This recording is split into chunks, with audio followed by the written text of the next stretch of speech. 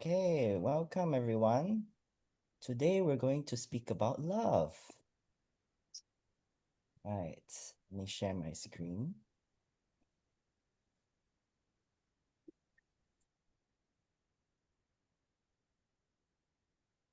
Can you all see it? All right, wonderful. Okay, so yes, this is the Living the Wisdom series. I think the people who are here have already know what it is about. But anyways, just a recap that this is just a monthly session where we discuss a quote from a particular sage from a tradition every month, and just some meditation, sharing, and dialogue around that. Okay. So in the past, earlier this year, we've already touched on four different quotes. The first one by Rumi, everything in the universe is within you, ask all from yourself, a call towards self-inquiry.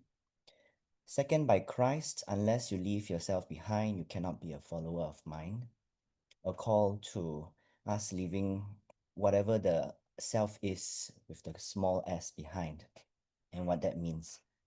Third one is by Krishna from the Bhagavad Gita, submitting all your actions to me, struggle without agitation. And so there were some discussions around what submitting to this higher self means. Fourth one, which is last month, we spoke about Patanjali's quote in the Yoga Sutras. Yoga is for cultivating samadhi and for awakening the hindrances. So we had some discussion about the hindrances, how they apply to us, as well as what samadhi means to us, and in theosophy as well. Today, we come to Krishnamurti, and he has a quote here that says, "As long as I am, love is not." So, um, yeah, a very big question about what love is and what is it, what is the I that is perhaps blocking us from really being able to become aware or experiencing love's presence. And just a recap on what we will be examining next in the next few months. Quote by Jean the Salesman, "Ego is a good servant, but a bad master." Then we move to a quote from the Buddha, "In this very body, you can discover all the demons and all the gods." And then next, another quote by Krishna, "Steadfast in yoga, the knower of truth realizes, truly I do nothing at all." And then in December, which is the Christmas period, we'll examine a quote from Christ, "If you love me, you will keep my commandments." And then finally, in January, I think next year, we'll end off with a quote again from Jean the Salesman, "Your body is not only yours." All right, so today we've reached the halfway mark of this series, part 5, and we'll be examining this quote together. "As long as I am, love is not." There is a lot to speak about this, but I propose that for this session, we really focus on what Krishnamurti has to say about this teaching, and in fact, at various points in his life, right?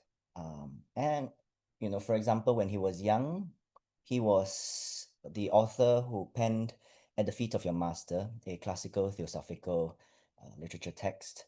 And there's some references to love as a qualification on this pathway. We will have a chance to examine that today. But then later on in his life, when he delivered talks, when he moved out of broke out away from the Theosophical Society, the way in which he delivered talks regarding themes of love are very different from what he was speaking of from a young age, and that we will examine as well. And so this will continue to be a work in progress as we keep asking ourselves what love is. Right, so just a short, perhaps a meditative inquiry into these quotes without coloring your perceptions too much. So I invite you to come into this space wherever you are. Just taking a couple of deep breaths, inviting you to close your eyes if you wish to.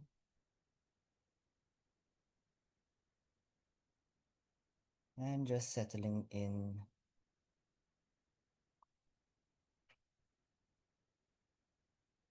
feeling the chair beneath you,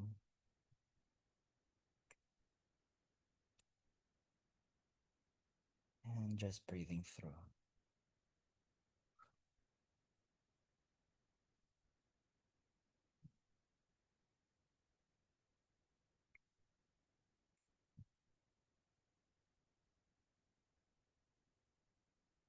As long as I am, love is not. As long as I am, love is not. I invite you to consider for yourself, what is this I am?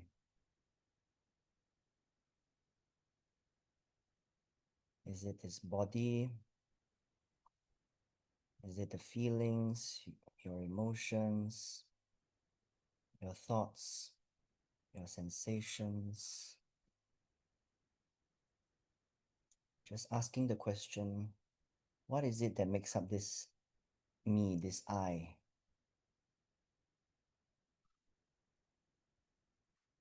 Just putting the question out there and letting whatever answers just surface naturally. Or maybe there are no answers and just leaving the question out there. Who is this I? Who am I?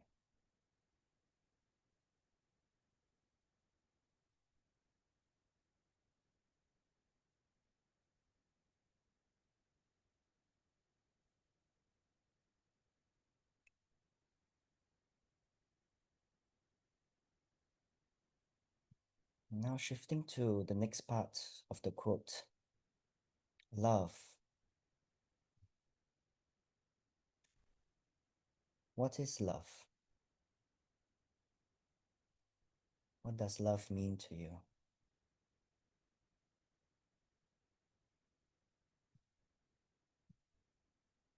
Have you experienced love in your life?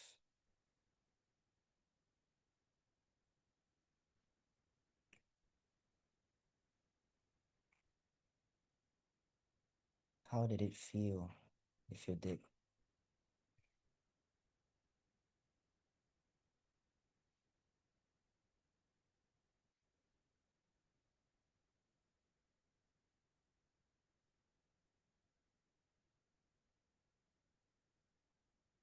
Love. And yet Krishnamurti is saying, as long as I am, love is not. Which part of us perhaps are blocking us from really experiencing love?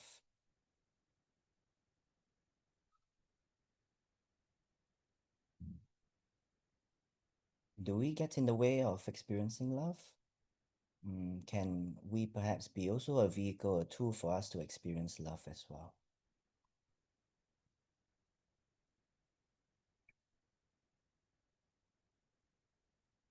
Or maybe it's both.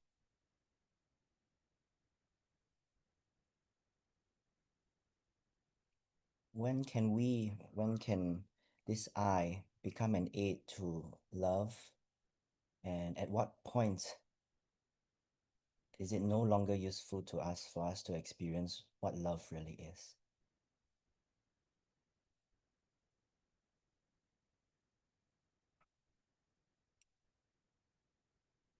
These questions I invite you to continue considering as we go on in today's session.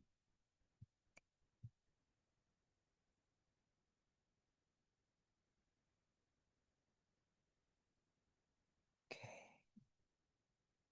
So just taking a few more couple of breaths.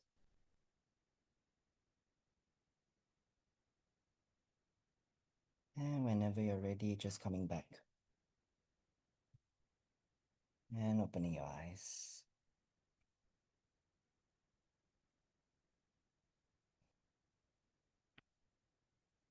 Okay. So before we move into Krishnamurti's teaching proper, I thought it might be appropriate just to pause for a little bit and to ask ourselves, what does love mean to each of us? Because I'm fairly certain that the six of us who have dialed in today, when we see the word love, we have very different conceptions, we have probably 6 different definitions, each of us, of what love really means.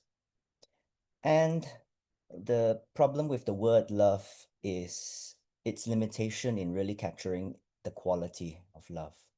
I love my sports car, or I love my handbag, is going to be a very different love from I love God, or God is all loving. And yet we are using the same word love in both instances. So that's something that I invite you all to consider, right? And now, because of course we're in a discussion about spirituality, right? And then it may be appropriate to examine what the great sages mean when they even say love. Even they do not necessarily have a single cohesive definition of what love is. For example, the Buddha, in Theravada Buddhism, which uses the Pali language, he already has 2 different kinds of words for love.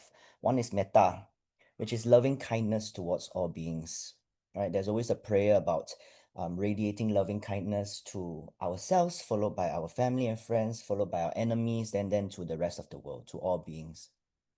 And then there's another Pali word called karuna, and karuna also means compassion, by alleviating suffering. And compassion sounds it's different from loving kindness in that compassion really means taking practical steps to try to alleviate the suffering of another person. Of course, they both come from the same source, right? But karuna, there is an applied, a practical step in trying to alleviate suffering, having seen the suffering in this world. And then if we move to Krishna in the Bhagavad Gita, for example, he also has different ways of speaking about love. One is bhakti, which really means devotional love. Devotional love as in me to something that's higher than ourselves. Of course, in the Bhagavad Gita, Krishna represents that higher self to whom we are devoted to, or rather to whom we are asked to be devoted to submit all of our actions to him.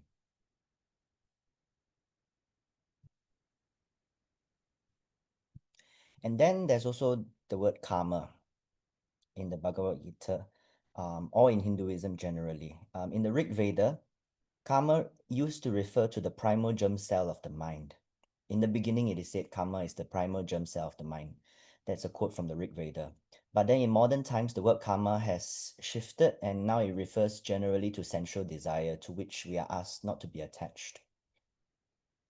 Then Jesus also had different words to describe love that are used in the Bible. Agape, which means divine love, similarly the love for the Heavenly Father. And then philia, another Greek term, but that one really means brotherly and sisterly love. And then finally, eros, which means romantic sexual love, which is also the root word for erotic as we use it in modern language today. And then finally, Blavatsky herself also uses eros in the Secret Doctrine, but the way in which she uses eros again is different from how Jesus used eros in the Bible. In the Secret Doctrine, she says, "For hearts in his capacity of divine love, eros, the electric power of affinity and sympathy." So eros, as used in the Secret Doctrine, is not referring to the romantic or sexual connection or love that we might experience in this mundane world, but rather it is that divine love through which Fohat comes into being as that which connects the divinity down to what we're experiencing today. So as you can see from all of these different sages, they have again very different ideas of what love is, and each of them carries a certain quality. And so if we become clearer about what we really mean by love, that could already reduce a lot of differing interpretations or perspectives, or differences in how we conceive love, right? And all this is also to suggest that expressions of love, as in the word love, for example, are really not love itself.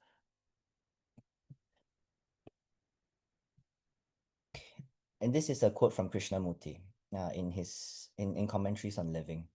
He says, surely to know love, there must be no opinions, no belief, no speculations with regard to it. You may have a lot of knowledge, information about the fact, but the actual fact is entirely different. Put away the book, the description, the tradition, the authority, he says, and take the journey of self-discovery. Love and don't be caught in opinions and ideas of what love is or should be. When you love, everything will come right. Love has its own action. Love, and you will know the blessings of it. Keep away from the authority who tells you what love is and what it is not. No authority knows, and he who knows cannot tell. Love, and there is understanding. So, a very deep call for us not to be caught up with ideas or opinions of what love is, or even conceptions, because all that comes from the movement of the mind, but instead to go towards the fact of love itself, which is something we'll explore deeper. And so it is said by St. Augustine, a Christian theologian in history, love and do whatever you want. So everything, we can do everything as long as anything, as long as it comes from a place of love. Yeah. So I just want to pause here just to see if there's any comments that already immediately come up about this idea of expressions of love. Okay. Yeah, we will continue to have spaces to discuss as well along the way.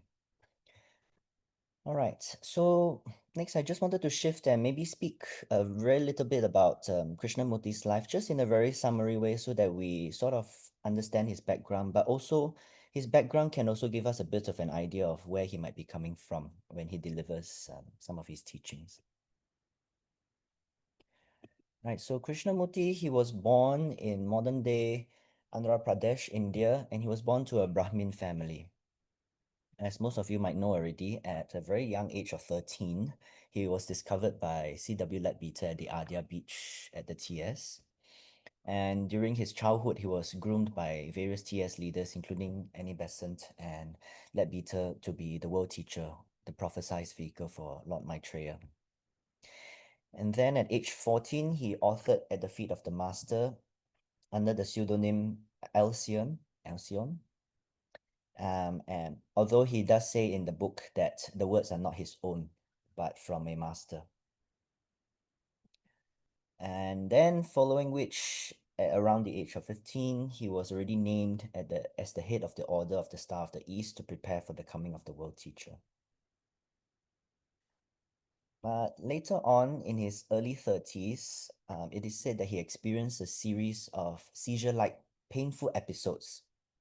Some of these painful episodes, apparently some refer to as the process. And then there was a second distinct series of episodes that came up, described as the otherness, where apparently it was described as a mystical experience that he experienced the other side coming to him. And apparently, people around him said that stayed with him.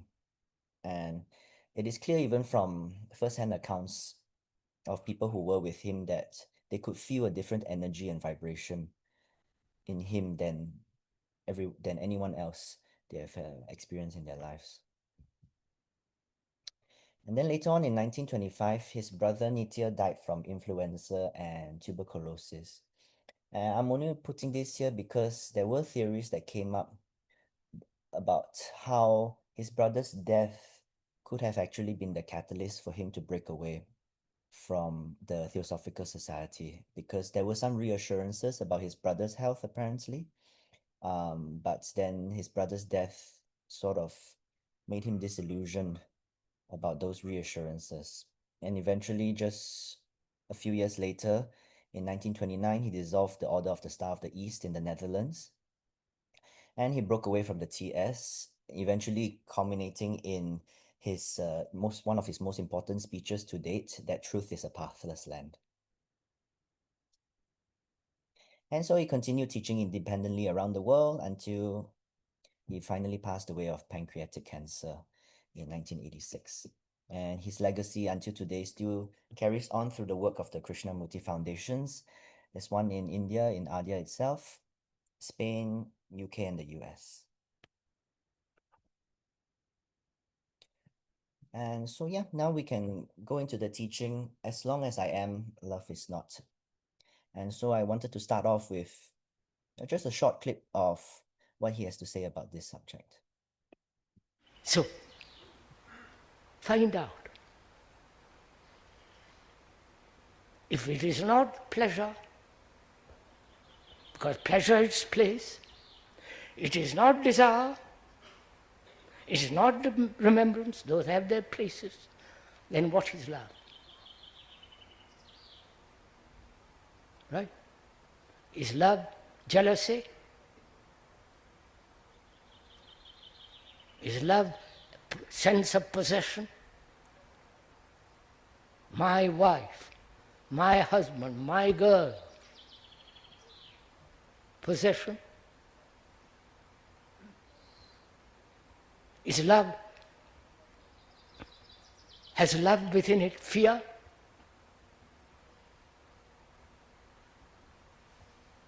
Ask these questions, find out. Therefore, if it is none of these things, entirely wiping all these things, putting all this in their right place, then love is. You understand? Then love is. So,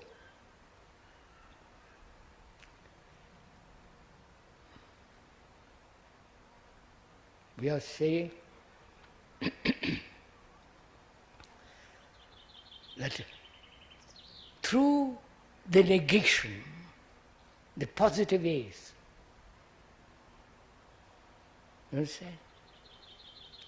Through negation, that is, love is pleasure love.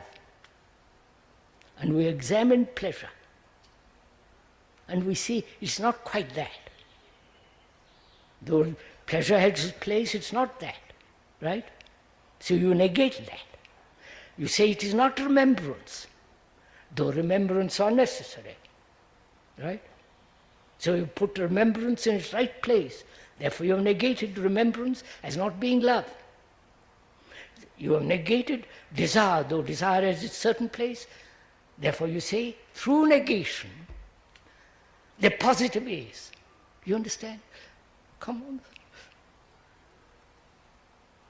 But we, on the contrary, we posit the positive,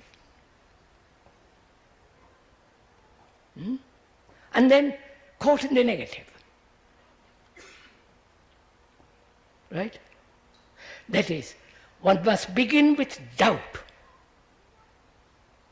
completely doubting. Then you end up with certainty. But if you start with certainty, as all of you do, then you end up in uncertainty and chaos. So, in negation, the positive is born. You understand? Huh? So, yes, already a lot of different learnings that we can get from there. This idea is to inquire what love is not. He raised some few examples. Love is not pleasure, it's not desire, it's not attachment, it has no space for fear. And it is through inquiring what love is not that the positive then comes into being. Through negation, the positive is. Through inquiring what love is not, love then can flower. So it's a very different kind of, because we all, I'm sure at some point in our lives have tried to define to ourselves what love is. But he's saying put away all of that and instead inquire what love is not. And so in this spirit, I want to continue with this exercise of inquiry. And I've picked out So, I've picked out a small little extract that again furthers this idea of inquiring about which part of ourselves, what is this I am that is blocking us from really perceiving or seeing what love is, right? What love is not, which part of us is real, or rather maybe put another way, that if we can see that all of these different parts of ourselves are not love, then love can come into being. And so I picked out this extracts from commentaries from Living on Living, between him and a questioner.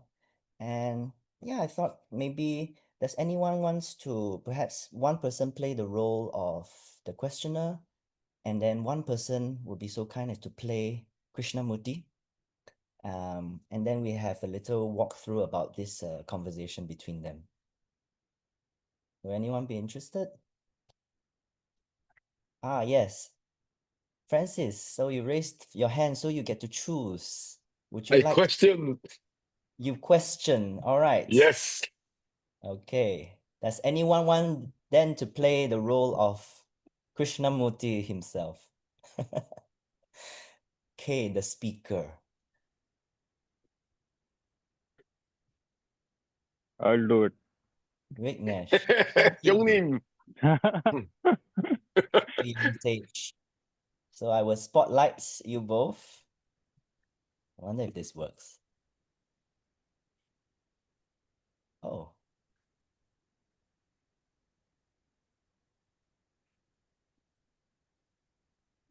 Well, I can only spotlight one person. Oh, you can spotlight up to 9, I think, by right.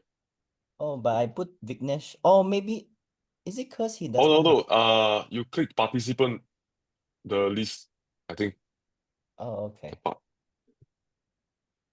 Participant list, then you might be able to see more thing. Actually, I can do. Oh, thank you. Can. See?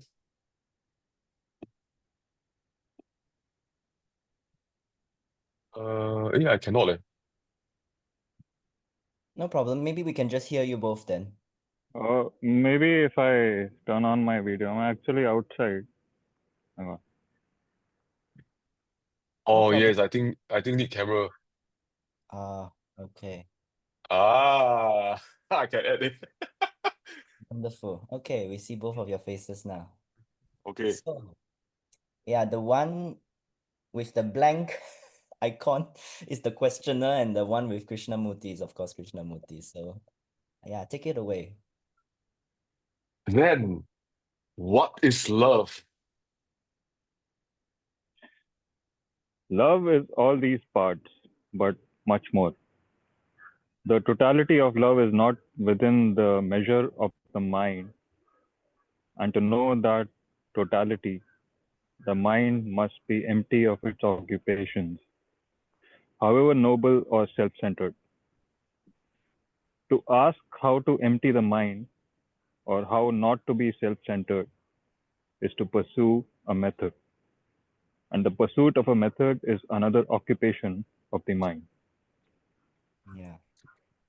So, pausing here already, he's calling us to the dimension of love, that the totality of love is not even within the measure of our mind. So, love transcends beyond this dimension of the mind. And to ask, how can I be free from the blockages of love? How can I not be so self-occupied or self-centered?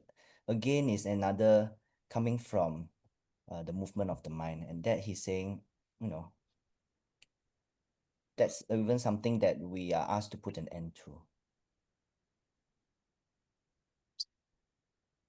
But is it possible to empty the mind without some kind of effort? All effort, the right as well as the wrong, sustains the center, the core of achievement, the self. Where the self is, love is not. But we were talking of the lethargy of the mind, its insensitivity.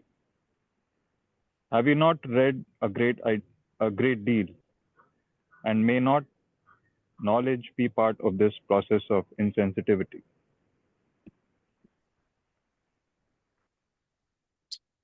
But I can't put away all that I know, all that I have accumulated as knowledge.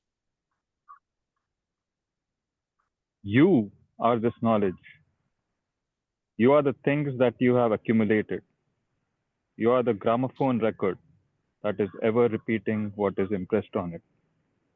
You are the song, the noise, the chatter of society, of your culture. Is there an uncorrupted you apart from all this chatter? This self center is now anxious to free itself from the things it has gathered, but the effort it makes to be free is still part of the accumulative process. You have a new record to play with new words, but your mind is still dull, insensitive.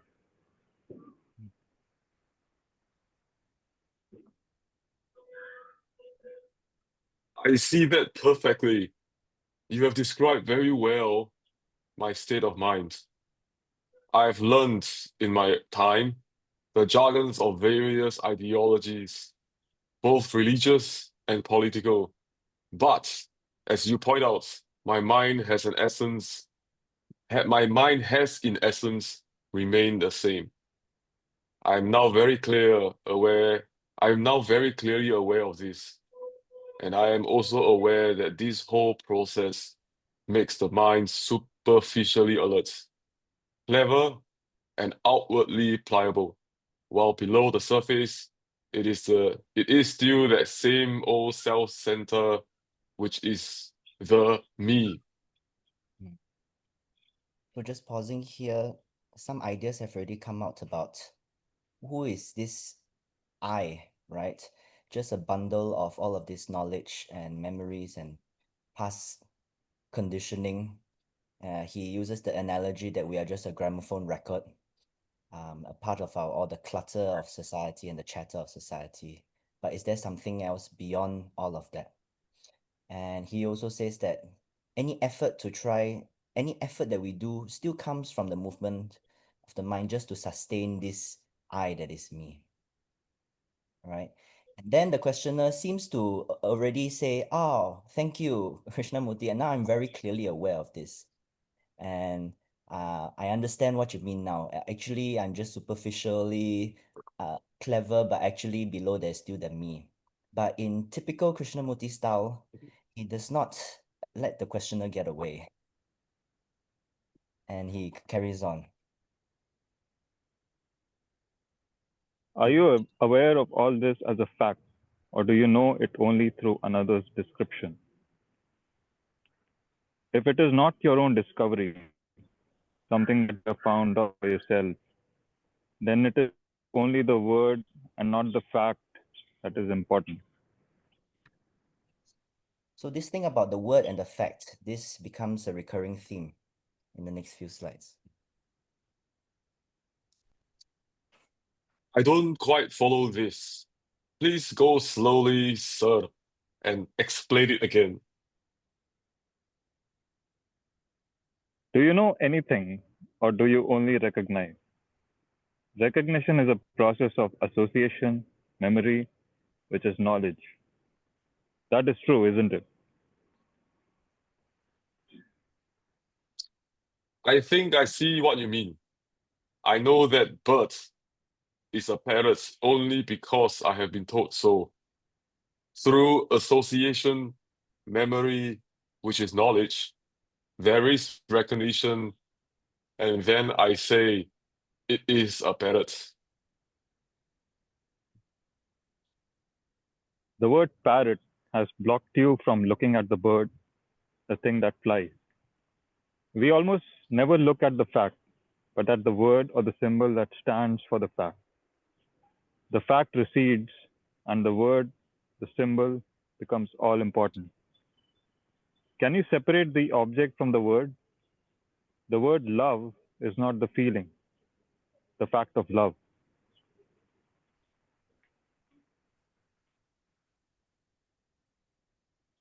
If I understand you correctly, you are saying that I have made my mind dull, lethargic, insensitive through traditional or repetitive thinking, of which self-discipline is a part. To bring the repetitive process to an end, the gramophone records, which is the self, must be broken. And it can be broken only by seeing the facts and not through efforts. Efforts, you say, only keeps the recording machine wound up, and in that, there is no hope. Then what?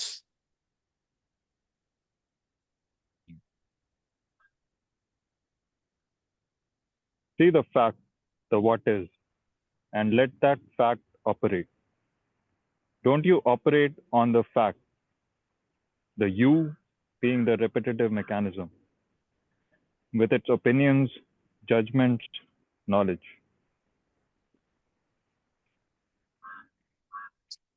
I will try, I said earnestly. To try is to oil the repetitive mechanism, not to put an end to it. Sir, you are taking everything away from one, and nothing is left. But that may be the new thing. It is. Thank you so much, Francis and Vinash. Maybe we should do a play in December, you know? Yes, I think so. You are ready for that play. of course. So already some suggested insights, and of course maybe some of you might have even gleaned things that I may not have even been aware of from that conversation. But here are just some that I already picked up on my own after reading this passage. The first is that this idea about the dimension of love, right? That the totality of love is not within the measure of the mind. And he repeatedly reminds the questioner that any effort that you try to make only sustains the center, the core of achievement, this small self. Even to pursue a method, any method, like how can I not be self-occupied, is again another occupation of the mind. And then he calls to the fact that our own life is largely just a repetition of what we might have read or what we might have been taught or told growing up. A gramophone record that is impressed on us that we are just part of this song, this noise, the chatter of society, of our culture. In essence, just a bundle of memories, thoughts, judgments, conditioning that we've experienced in the past, however many years we've been walking on this earth. And so for as long as we stay in this process, this repetitive process, which takes place in the field of time and that which we know, the known, then we are only able to see what has been as in the past and not what is, which is the present, what is actually happening in front of us. And so as I see it, the call from Krishnamurti is just to see the fact, the what is, not to do anything to it, but rather the other way, to let the what is operate on us. To learn to then separate also the word from the facts, right? That the word love, or whatever definitions we have ourselves have given to the word love, is different from the fact of love itself. And his call to us is don't even try to do anything with it, because as you saw towards the end, if you try, which the questioner said he was going to do, Krishnamurti said trying is just oiling the repetitive mechanism, and that's just going back to the same old pattern. Rather, just putting an end to all of that and just simply seeing all of this. And so, having seen Krishnamurti's video earlier, as well as this exchange, I just wanted to take a pause for a moment to invite, and if anyone had any insights, reflections, questions, or maybe even doubts about about what has been shared so far that have come up in you as you were going through this, whatever Krishnamurti has been saying.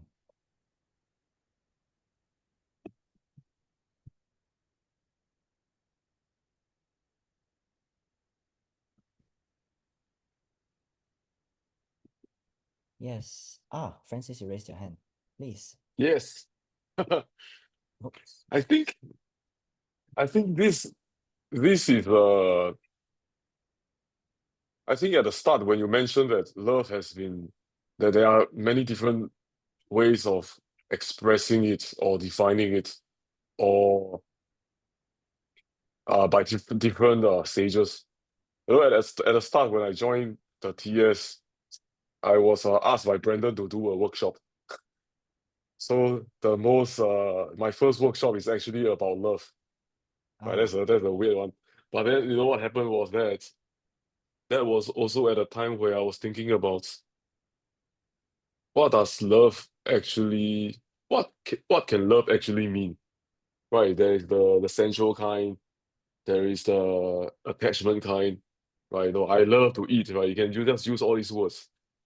And then with all these like what Krishnamurti has spoken about, uh to to to go through negation to reach the positive, right?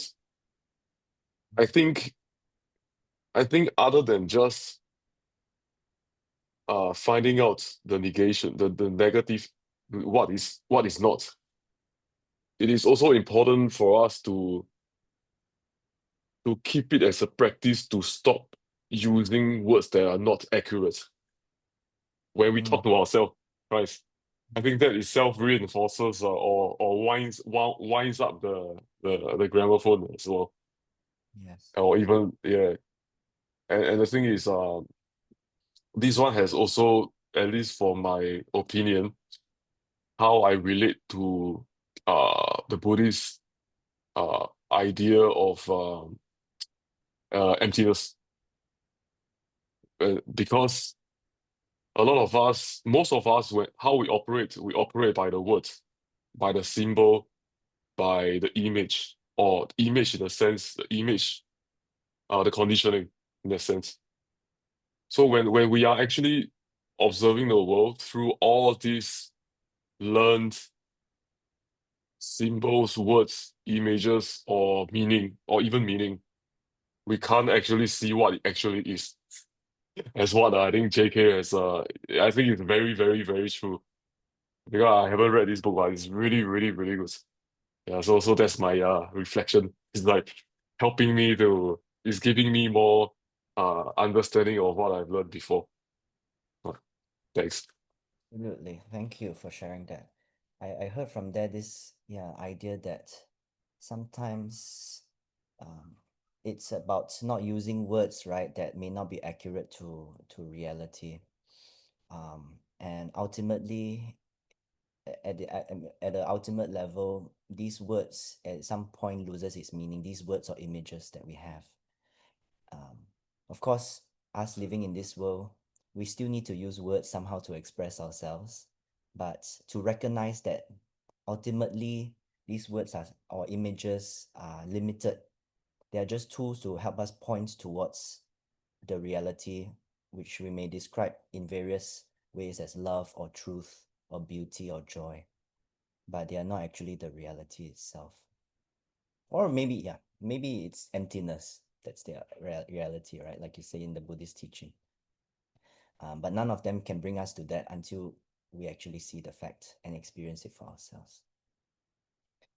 I also enjoy that you mentioned about preparing a workshop on love because I myself earlier this year was invited by the board to give a workshop on love in March. And during that time, I remember speaking about different aspects of love, and I spoke in particular about three aspects: worldly love, devotional love, and divine love. But after having experienced Krishnamurti's teachings, my my mind about love has also evolved such that I don't even think it makes sense to even differentiate aspects of love because even then that's also a movement of the mind. Um, yeah, so thank you for sharing that. Anyone else? Sorry, what's the difference between devotional love and divine love? So back when I prepared this talk about devotional love and divine love, devotional love um is a relationship between two, and specifically maybe between me and God or me and Krishna or a small s self versus the higher s self. And so we can experience that so being devoted to a particular object. And so there's always a two involved. For example, in the Christian tradition, me and the Heavenly Father, or just uttering a prayer to someone higher, a higher being higher than ourselves. That was my idea of devotional love back then. Divine love, as I call it, is really love with the capital L, as in a love that has no opposites. So it has a non-dual perspective altogether, and everything, every being, or every polar opposites are all form this part of this non-dualistic conception of love. So that was back then how I differentiated the two. And so, for example, devotional love, then the practice of devotional love might mean prayer or meditation to something higher or deeper than ourselves.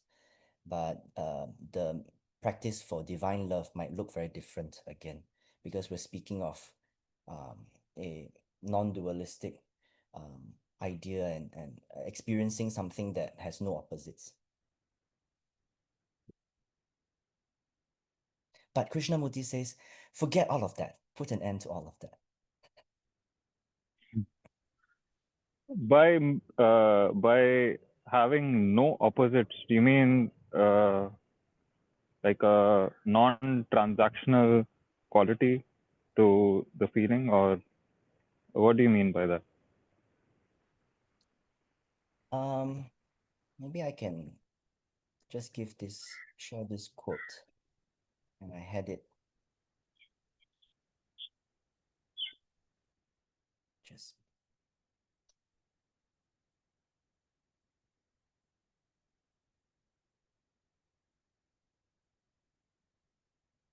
So back then it was this idea that love, as in divine love with the capital L, is certain spiritual texts, cannot be even defined by words. It's a big love in that because for whenever we try to even describe love, then we already are invoking then there is something else that is not love. And so, for example, in this text, A Course in Miracles, this was written by Helen Schuckman, who is said to have transcribed this text from the voice of Jesus that was in her head. And the Course of Miracles says, the Course does not aim at teaching the meaning of love, for that is beyond what can be taught. And it does, however, aim at removing the blocks to the awareness of love's presence, which is your natural inheritance. And so again, it's calling to us a different idea of love that integrates all of the different parts together. For example, when Christ asks us about loving our enemies, it's already trying to move us towards just moving away from conceptions of love and hatred altogether, that there are really no such thing as enemy images, and moving us towards a higher conception about love as well. And so I think Krishnamurti also had some ideas about love being a non-dualistic one that has no opposites, somewhere in Commentaries on Living, but unfortunately I don't have it on the slide, but that's, as I understand, other ideas. So for example, also because the highest reality cannot be described adequately, we then speak of it in various aspects. We call it love, for example, or truth, or beauty, or joy. But again, these are aspects that try to differentiate what is really an integrated whole. And so a love that holds no opposites is an idea that the highest reality is really an integrated whole that cannot be differentiated into parts, into different polarities. That is, at least, is my current understanding of what these sages are pointing us towards.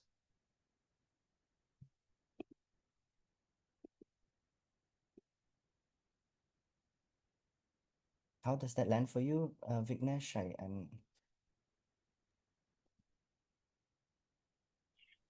I'm not sure, because I suppose I'm not evolved enough to realize this at present. But we all love and do's in life in a sense, and it's difficult to reconcile what happens, and the sense of loss that you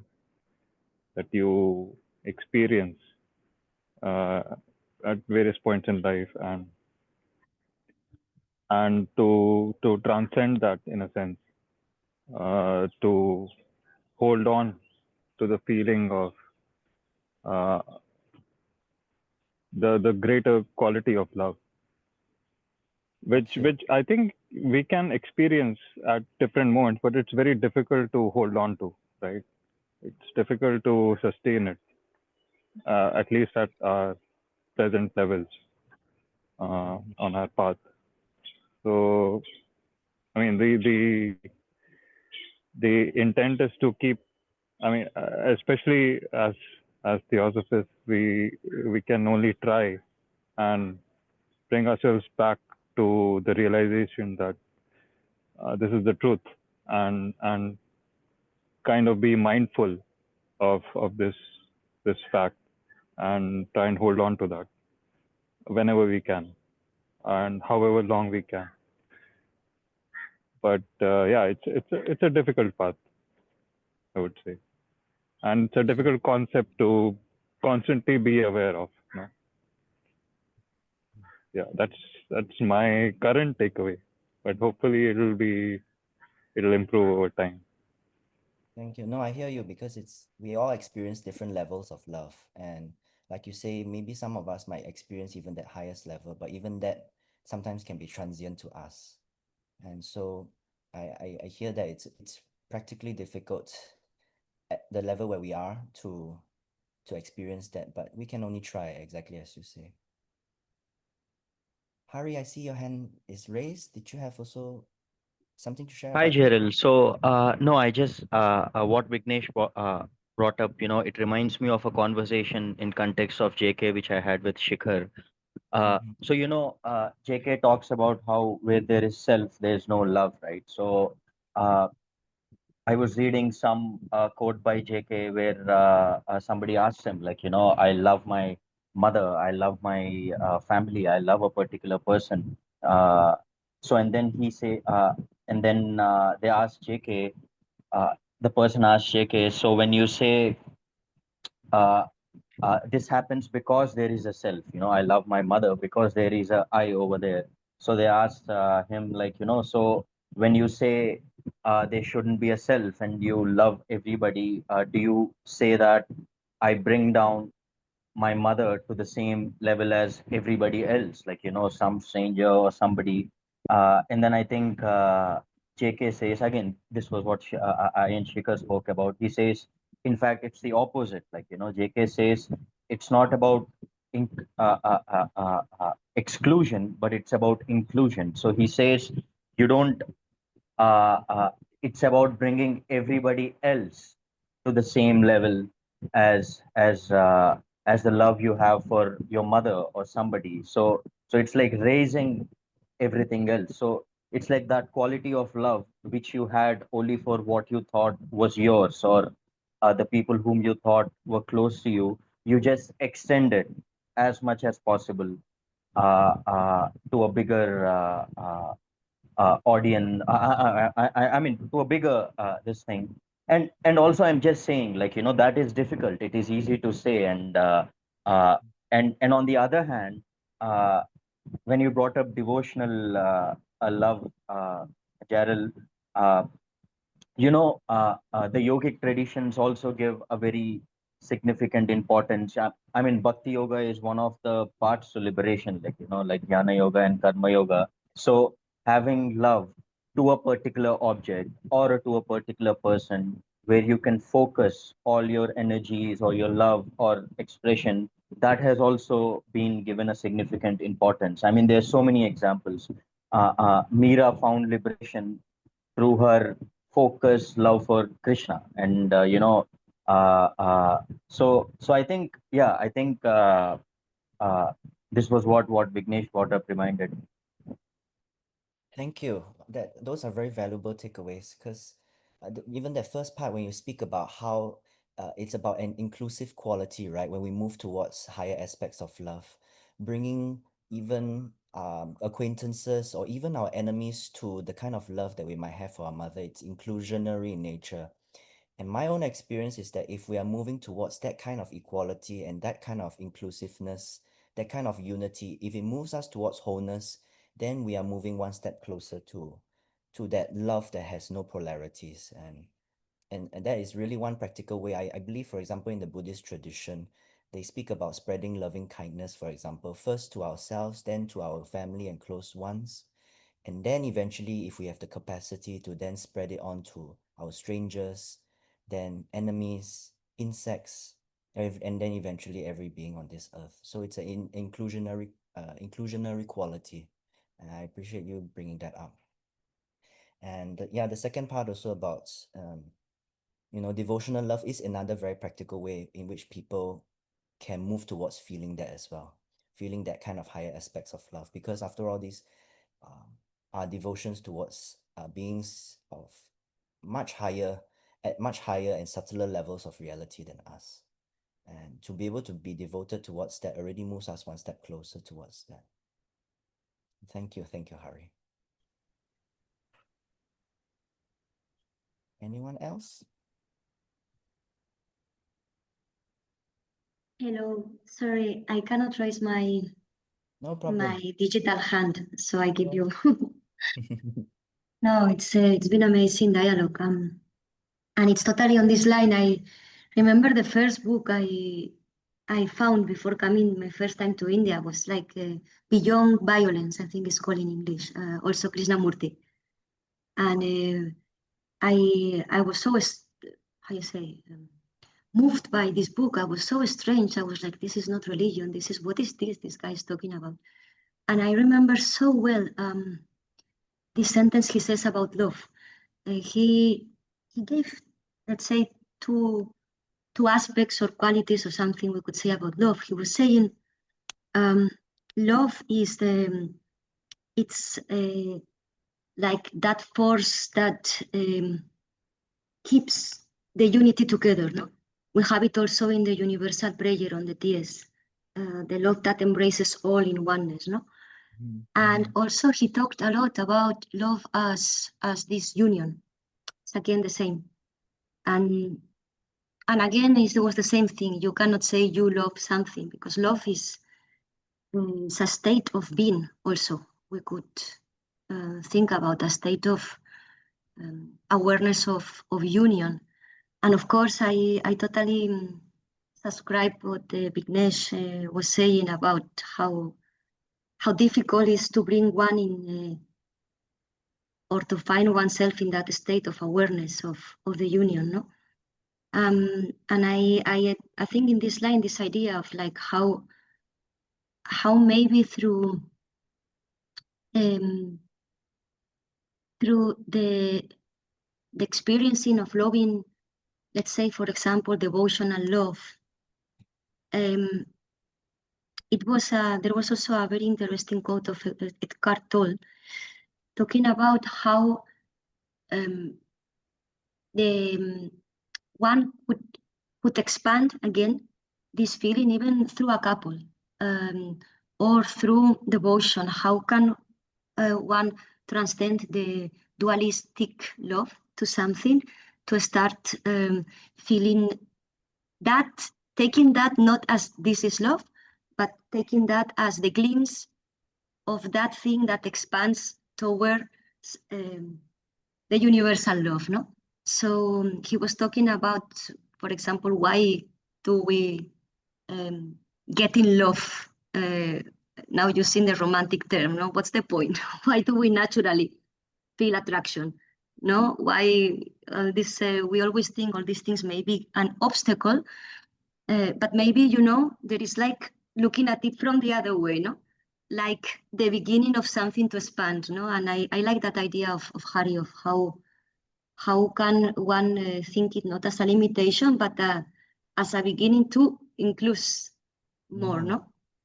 So yeah, this idea of the, I think it has to do a lot with this experience of union. Of union, yes. Thank you for the reminder. Moving towards union, and I love the last suggestion you had that is also expansive, as in it also grows. Right? Hari's word was inclusion, yours is expansive, and those are the kind of qualities. For me, I conceive it as worldly love, where we love all the many things around us, moving on to devotional love, where it moves from multiplicity to duality, and then finally from devotional love to divine love, which we are now speaking about, is moving from duality to a unity. And so there's that movement towards that expansion, inclusion. Yeah. Thank you. All right, maybe I'll carry on, and then there will be space for dialogue also towards the end. I think it'll be remiss if I didn't end off this sharing without speaking about love from a classical theosophical text, At the Feet of the Master. Um, and so at the Feet of the Master, this was authored by Krishnamurti when he was a very young kid. I think it was about 14 years old. But again, like I mentioned at the start, these words were written, it is said by him that it is not his own, but it is that of the Masters. And one of the important calls in the foreword of this text is for us to practice love, not to preach it. He says here, to look at food and say that it is good will not satisfy a starving man. He must put forth his hand and eat. So, in the same way, to hear the Master's words is not enough. We must do what he says, attending to every word, taking every hint. If a hint is not taken, if a word is missed, it is lost forever, for he does not speak twice. So an analogy about how we cannot just speak about food, we need to eat it in the same way. The Master's words need to be lived and practiced. And so in the book, as I imagine most of you will know already, there are 4 qualifications for this pathway, the last of which is love. And I use the Sanskrit term here, mumukshutva, which is very interesting for me. And this is something that Leadbeater himself raised in the Masters and the Path text.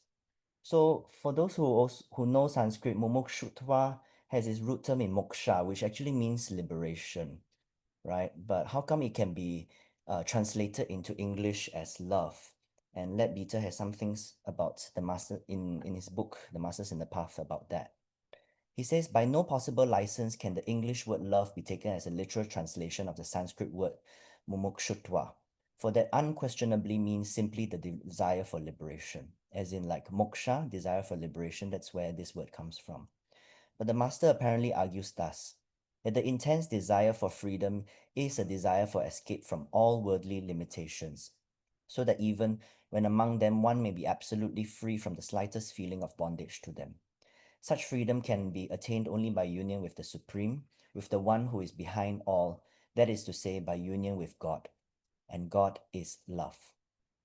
Therefore, only by our becoming thoroughly permeated with the divine love can freedom become possible for us. Right, so this desire for liberation is almost equated to this idea of love, in that when we shed these so-called worldly limitations, which again what Krishnamurti is calling us to, shedding this small s self, and by being in union with the Supreme or God or whatever word you wish to use for it, love, even by being in union with love, then we can really say that we have really been liberated in that sense. And so he, in his book, he gives some practical steps on how to live out this quality of love. But first, he speaks about of all the qualifications, love is the most important, for it is strong enough. If it is strong enough in a man, it forces him to acquire all the rest, and all the rest without it would never be sufficient. Often it is translated as an intense desire for liberation from the round of birth and deaths, and for union with God. But to put it in that way sounds selfish and gives only part of the meaning. Love in this sense, right, when this text speaks of love, is not so much desire as will or resolve or determination. To produce this resolve must fill your whole nature so as to leave no room for any other feeling. It is indeed the will to be one with God, not in order that you may escape from weariness and suffering, but in order that because of your deep love for Him, you may act with Him and as He does. Because He is love, you, if you would become one with Him, must be filled with perfect unselfishness and love also. So this equation of love and liberation, right? What are we liberating ourselves from? Dr. Ravi, for example, often says maybe it's not about liberating for myself, as in freedom for myself, but be liberated from myself. That's one way to conceive it. Then we move towards love when we are liberated from ourselves. And so these are some practical steps that he says we can practice this qualification of love. In daily life, this means two things. First, that you shall be careful to do no hurts to any living thing. And second, that you shall always be watching for an opportunity to help. First, to do no hurt. And I'll just quickly touch on what that means. In the text, he says, three sins that there are which work more harm than all else in the world: gossip, cruelty, and superstition. First on gossip, because he says gossip would mean that we are creating negative thoughts for ourselves and the people around us. And so that brings a lot of harm to ourselves and the people around. Cruelty involves both intentional cruelty, for example, harming other living beings, but also unintentional cruelty, like carelessness. One example he gave is not paying the wages to our employees. That's a form of unintentional cruelty. And then finally, superstition, as in people who are just invested in rites and rituals. And these, he says, are sins against love. But the second aspect of that is not only must we be refrain from evil, we must also be active in doing good. So love is not in a passive sense, but there's an active quality to it.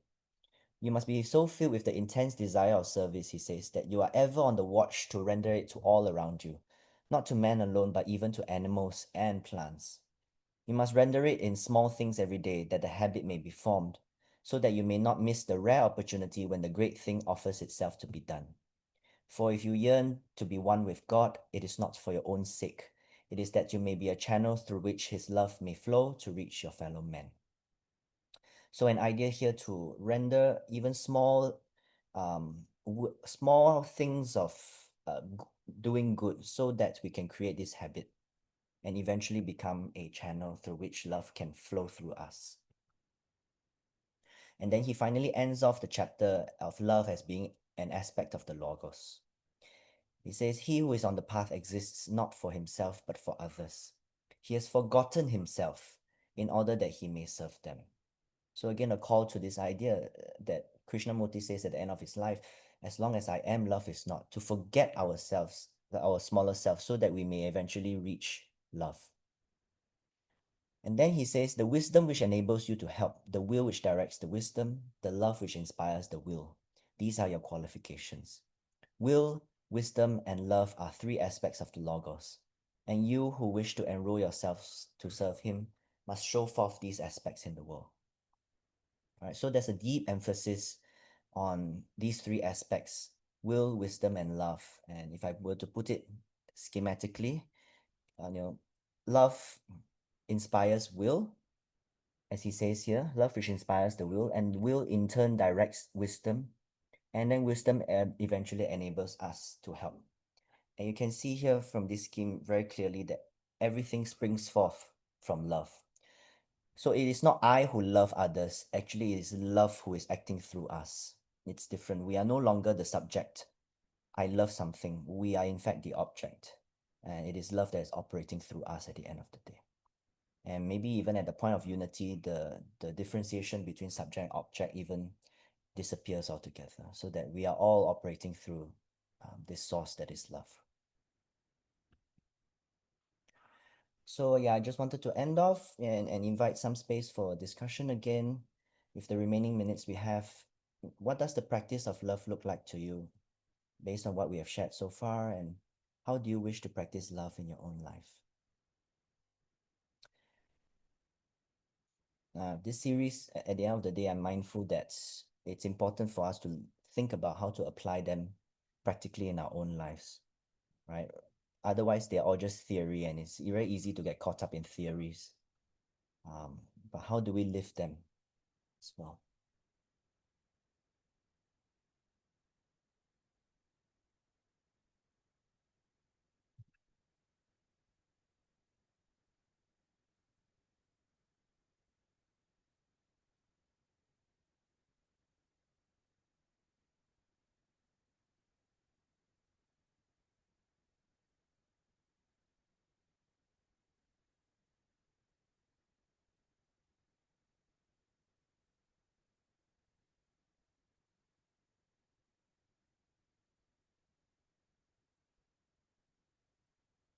Or if nothing comes to mind immediately about the practice of love, then maybe just generally on, yeah, the teaching, the quote today about as long as I am, love is not, whether anyone also had any other comments on that.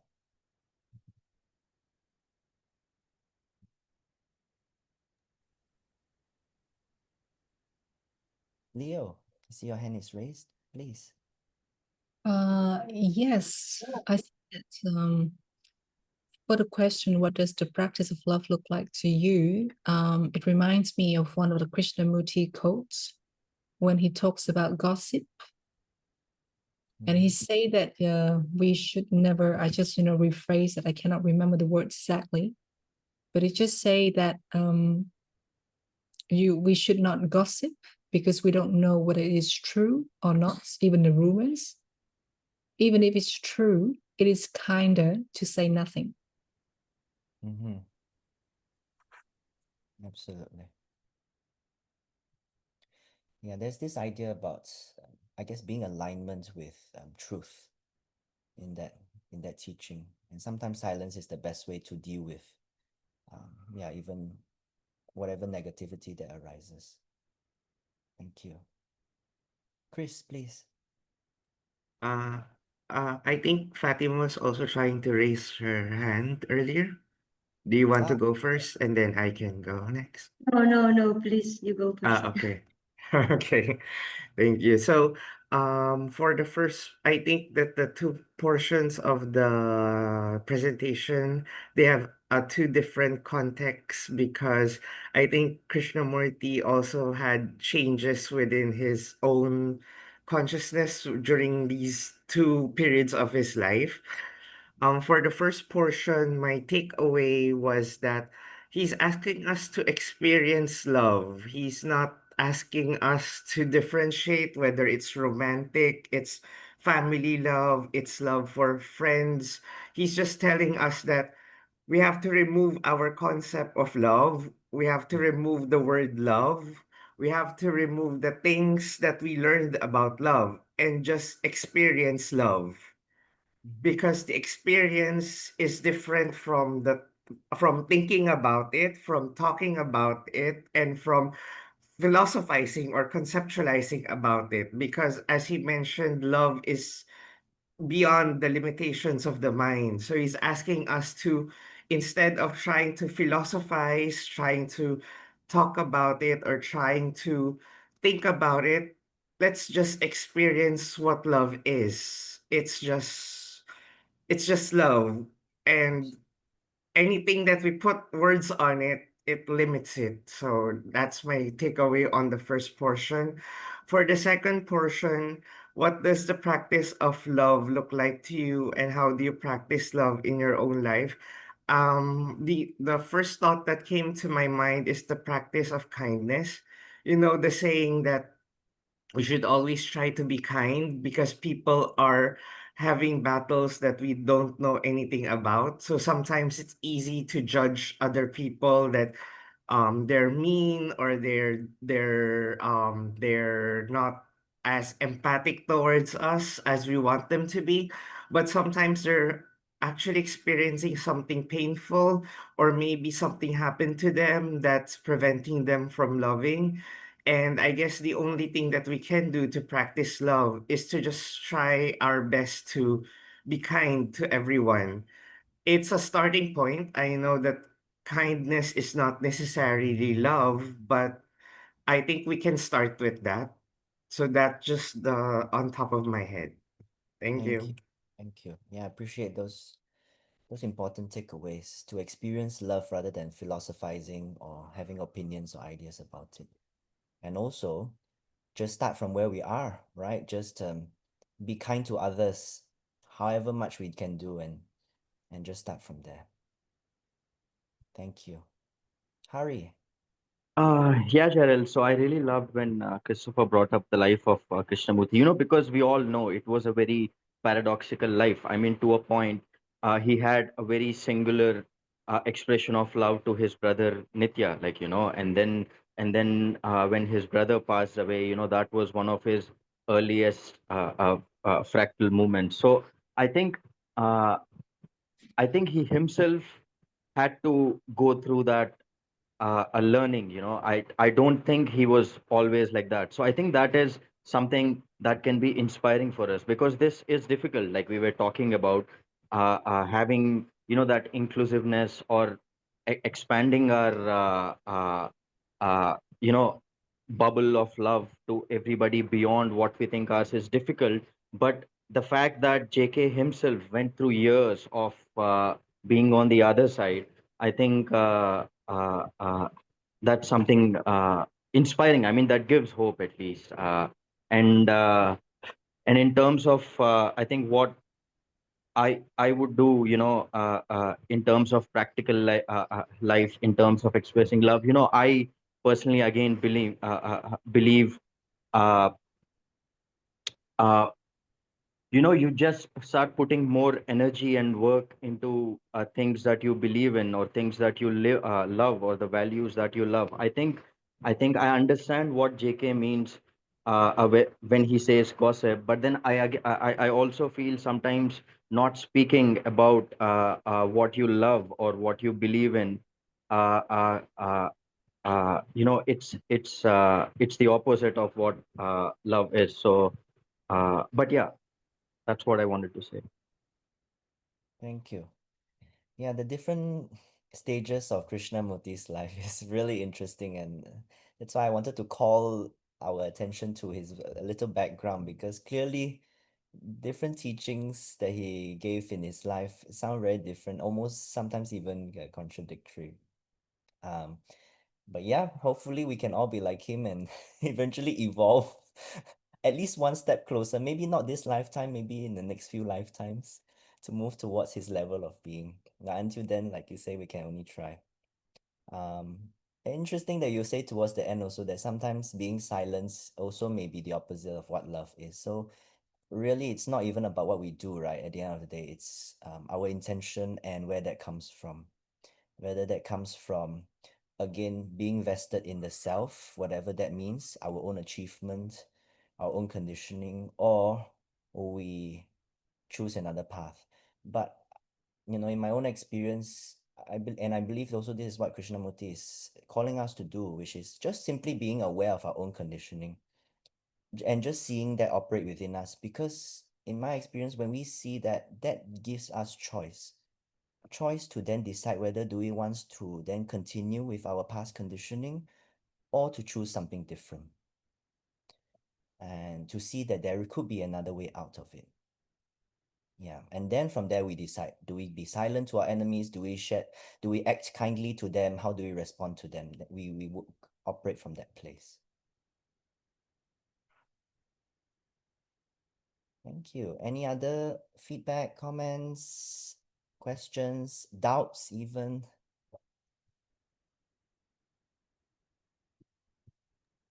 No, it's just what I wanted. My reflection was very much what you are saying now. I feel that the self-observance and self-sincerity behind the motives and the intentions of our actions is important, no? And I think on that sense, the interactions we have also with our surrounding, with our people, with it's also opportunities for us to see how these things are mirrored.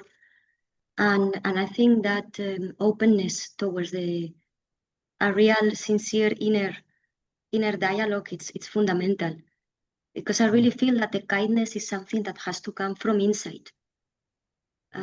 We cannot put kindness as like an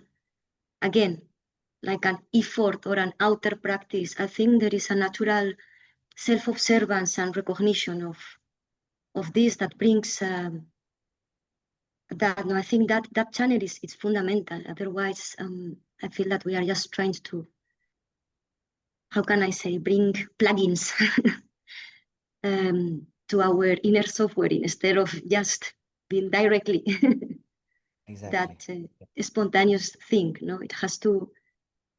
We have to cultivate that kindness. It's not something to impose on our outer personality. I really feel like, so that you were saying, no, already about this self-inquire and to understand from where are we doing the things.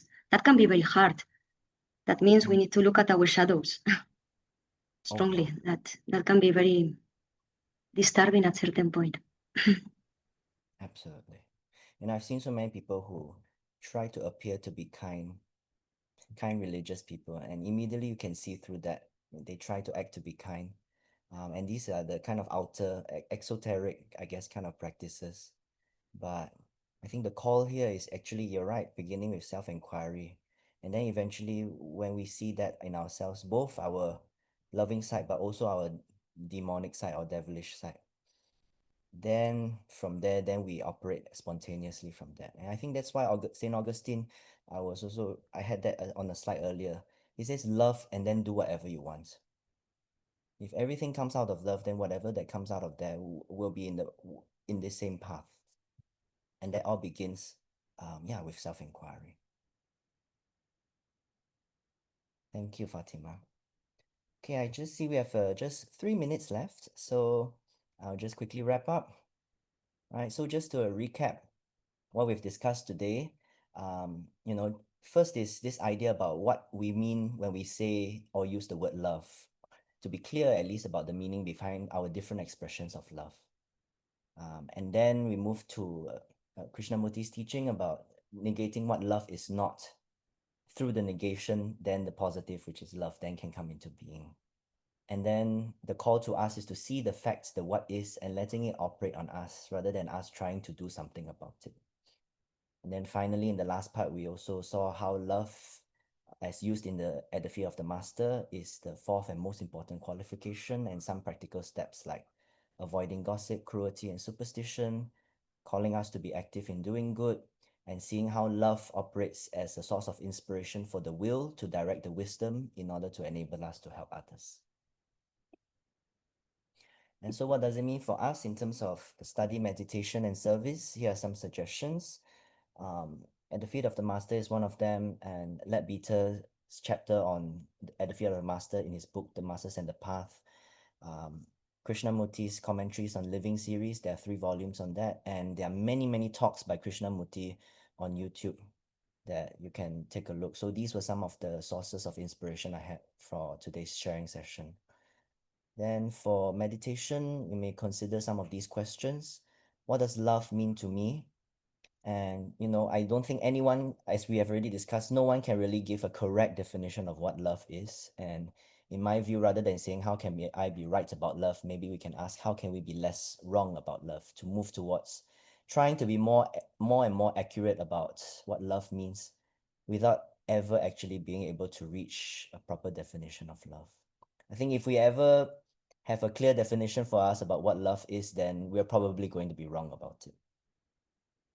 And then what is a love that has no opposite? Something to think about as well. We were also discussing about this. A love that moves us towards union. What does that mean for us? And then finally, for service, just some practical things to consider, like doing no hurt and being active in doing good. Even in the small things every day, so that we cultivate that habit. And then, I guess I'll end off with this short YouTube short from Krishnamurti along this teaching. You say, in fact, that love can only come into being when there's a total self-abandonment. Obviously. But how does one achieve self-abandonment? The total abandonment can only happen with the understanding of oneself. Self-knowledge is the beginning of wisdom. And if wisdom and love go together, which means there is love only when I have really understood myself, and therefore know in myself there is no fragmentation at all. Which means no sense of anger, ambition, greed, separative activity. So a strong call to what already Fatima was saying, starting with self-inquiry.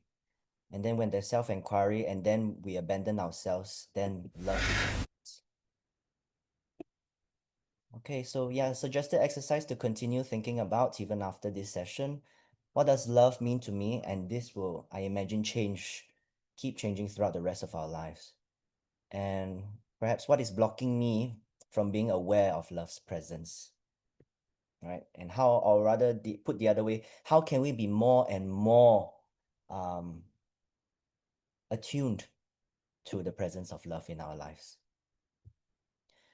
Yeah, happy to continue this conversation, whether it's by WhatsApp or by email. All right. Yes. Thank you very much, everyone. Stop sharing here. Thank you Thank for you so attending. much. Yes. Thank you. Oh, there's another. Thank 감사합니다. you. Thank you, Jaryl. Sorry I was late. I had another Zoom meeting, so that's why I came late, but I really enjoyed. Thank you. Thank you. Thank you for coming. Thanks so much, Jaryl. Amazing. I have shared with you in the chat probably the thing that I love more about love. Thich Oh, Nhat Hanh, I cannot pronounce him, and Nhat the Hanh. four qualities of love. You mentioned Karuna, but he has this. For me, it's very, very wow. Maitri, Karuna, Mudita, Upeksha. It talks about other qualities from the Buddhist point of view. Thank you for sharing this. I'll go take a look after this. Yeah, so thank you so much.